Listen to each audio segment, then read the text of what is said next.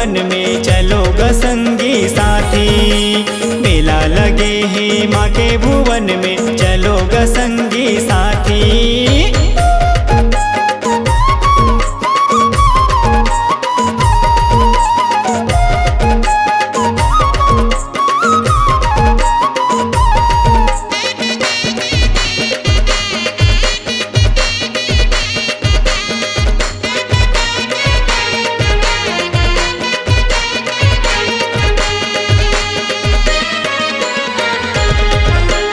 अभनपुर के नहना चंडी माँ मैया तय आसन लगाए वो।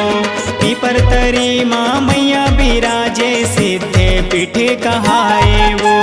सिद्धे पीठे कहाए हो मैया सिद्धे पीठे कहाए वो।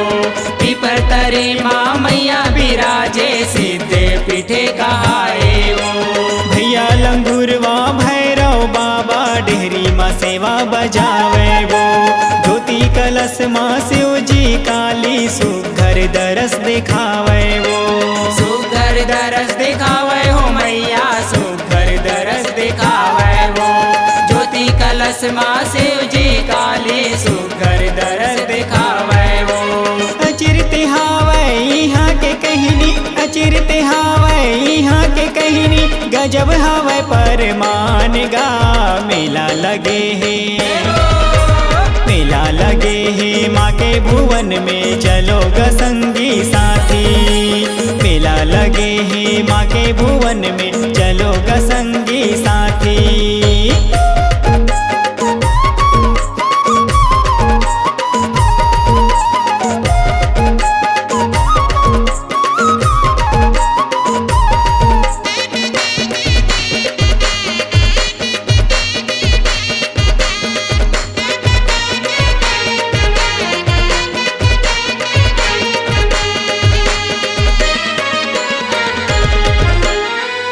के पावन जल है निर्मल पवरते गंगा समान वो।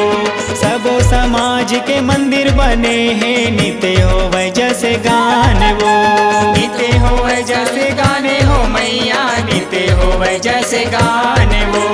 सबो समाज के मंदिर बने हैं नित्य हो जैसे गाने वो। चैते कुंवार मजोते जलावे मनमा मनौती मनाए हैं। छत्तीसगढ़ माँ कीर्ति छागे चंडी के माने बढ़ाए हैं। चंडी के माने बढ़ाए है मैया चंडी के माने बढ़ाए है। छत्तीसगढ़ माँ कीर्ति छागे चंडी के माने बढ़ाए है। चरण पखारत बैठे चवाहर चरण पखारत बैठे चवाहर ईश्वर महिमा लगावेगा। मेला लगे है मेला लगे है माँ के भुवन में चलो ग संगी साथी। मेला लगे है माँ के भुवन में चलो ग संगी साथी।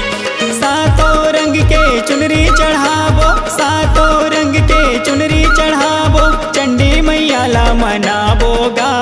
मेला लगे है मेला लगे है माँ के भुवन में चलो ग संगी साथी।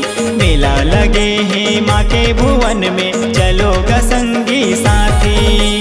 मेला लगे है माँ के भुवन में चलो ग संगी साथी। मेला लगे है माँ के भुवन में चलो ग संगी साथी। मेला लगे है माँ के भुवन में चलो ग संगी साथी। मेला लगे है माँ के भुवन में